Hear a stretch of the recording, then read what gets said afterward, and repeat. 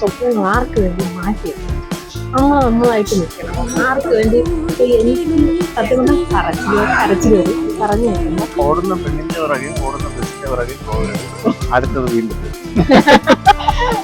നമുക്ക് എന്താണ് ശരിയെന്ന് തോന്നുന്നു അത് മാത്രമേ ചെയ്യാവൂ. ഇപ്പൊ വേറെ ഒരാൾക്ക് വേണ്ടി ഒരിക്കലും അത് മാറ്റി.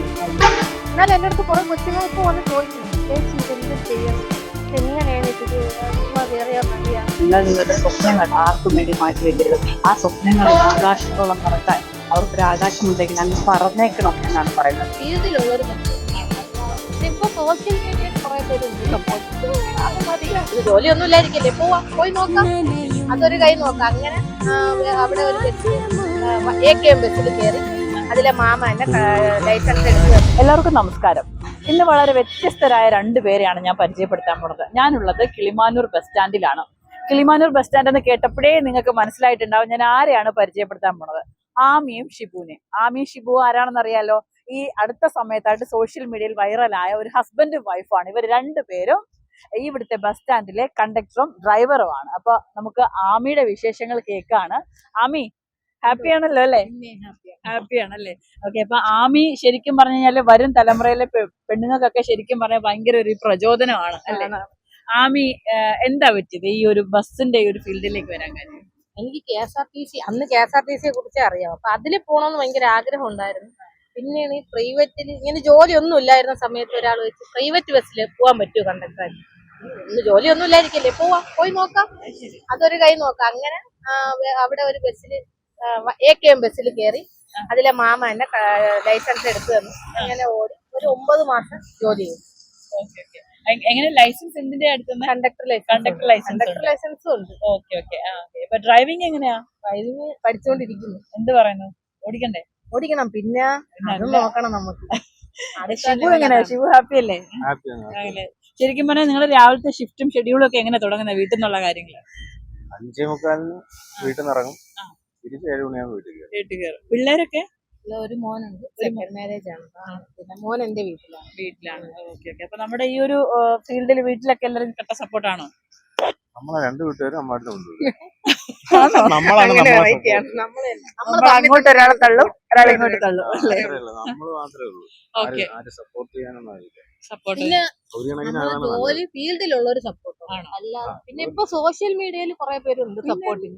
അത് മതി, അപ്പുറം എന്താ വേണ്ടേ? സോഷ്യൽ മീഡിയയിൽ ഒരു നാട് മുഴുവൻ ഇവരെ സപ്പോർട്ട് ചെയ്യാണ്. ശരിക്കും പറഞ്ഞു കഴിഞ്ഞാല് ഇവരുടെ രണ്ടുപേരുടെ ഒരു ലവ് മാരേജ് ആണ്, ഇന്റർകാസ്റ്റ് മാരേജ് ആണ് അല്ലേ? Okay okay. അപ്പൊ അതിന്റെ ചെറിയ ചെറിയ ഇഷ്യൂസ് അവർക്ക് രണ്ടുപേർക്കും ഉണ്ട്. അപ്പൊ അവര് ശരിക്കും പറഞ്ഞു കഴിഞ്ഞാല് ഈ എങ്ങനെയെങ്കിലും എന്താ പറയാ അവരുടെ ലൈഫ് ഒന്ന് സെറ്റ് ആക്കുക, അതിനപ്പുറം എന്തെങ്കിലുമൊക്കെ വെറൈറ്റിയില് ജീവിച്ചിരിക്കുമ്പോ ചെയ്യണം. ഒരുപാട് പേർക്ക് ഇതൊരു മാതൃകയാവണമെന്നൊന്നും ഞാൻ പറയില്ല, അതൊക്കെ പറഞ്ഞ ഇൻസ്പിറേഷൻ. എന്നാൽ എന്റെ അടുത്ത് കുറെ കൊച്ചുങ്ങൾ ഇപ്പൊ വന്ന് ചോദിക്കുന്നുണ്ട്, ചേച്ചി ഇത് എന്തൊരു ചെയ്യണം, ഇത് എങ്ങനെയാണ്, ഇതില് ചുമ്മാ കയറിയാ മതിയാ എന്നൊക്കെ ചോദിക്കുന്നവരുണ്ട്. ഒരുപാട് പെൺകൊച്ചുങ്ങൾ. ഞാൻ വെള്ളല്ലൂർ റൂട്ടിലാണ് ആദ്യം പൊയ്ക്കൊണ്ടിരുന്നത്. ഇപ്പോഴാണ് നമ്മള് കോട്ടയ്ക്കാട് റൂട്ട് ഓടിക്കാൻ. അപ്പൊ പിള്ളേർ വന്നിട്ട് ചോദിക്കും, ചേച്ചി നമുക്കും കയറണം, ഒന്ന് കേട്ടു. ഞാൻ ചോദിച്ചു എത്ര വയസ്സായി?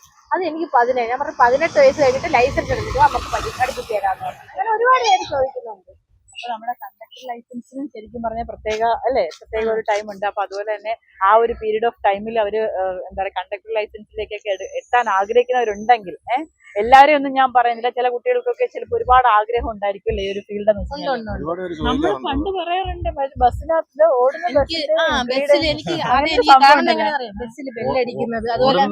പെണ്ണിന്റെ പിറകെ ഓടുന്ന ബസ്സിന്റെ പിറകെ പോകരുത്, അടുത്തത് വീണ്ടും.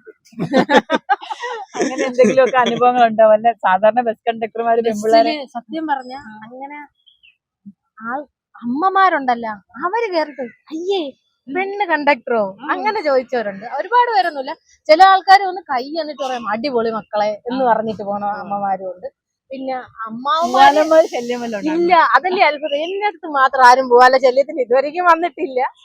പിന്നെ 1-2 പേരെ കണ്ടിട്ട് ഇവിടെ നമ്മളിവിടെ ഉള്ള ആൾക്കാരല്ല, ദൂരമുള്ള ആൾക്കാര് വന്നിട്ട് ഇങ്ങനെ പറഞ്ഞിട്ട് എവിടാ സ്ഥലം, എന്തിനാണ്, അങ്ങനെ അങ്ങനെ ഓരോ കണ്ടക്ടർമാര് പിള്ളേരെയൊക്കെ ലൈൻ ഇടാറുണ്ട്.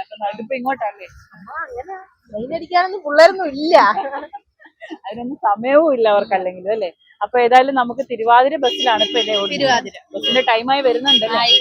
നമുക്ക് ബസ്സിന് അങ്ങോട്ട് പോവാം. നമുക്ക് ബസ്സിലേക്ക് പോകാം, ബസ്സിലെ കാഴ്ചകളാണ്. അപ്പൊ നമ്മുടെ സ്ഥിര യാത്രക്കാരൊക്കെ ഉണ്ടല്ലേ? അവരെല്ലാരും ഒരു സ്ഥിര യാത്ര. സ്ഥിര യാത്രക്കാരാണ്. എങ്ങനെയുണ്ട് ഒരു ലേഡി കണ്ടക്ടർ വരുമ്പോ?